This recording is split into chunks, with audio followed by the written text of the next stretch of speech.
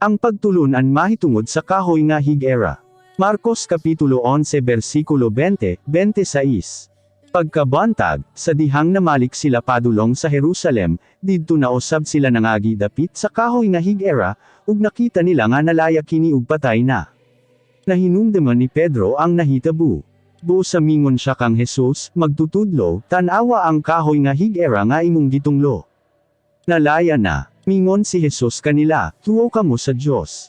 Ang tinuod, kon may pagtuo kamo, makamando kamo nining bukid, balhin ngadto sa dagat, ug kon nagatuo kamo nga kini mahitabo ug wala kamo magduha-duha, matuman ka na sumala sa inyong gisulti. Busa saltihan ko kamo nga bisan ansa ang inyong pangayoon sa Dios pinaagi sa pagampo, tuoy nga nadawat na ninyo, ug madawat gayud ninyo kini. Ug kon kamo magampo pasayloauna ninyo ang mga nakasala kaninyo aren ang inyong mga sala pasayloon o sab sa inyong amahan sa langit. Kay kon dili kamo mupasaylo sa uban, dili osab kamo pasayloon sa inyong amahan nga anaa sa langit.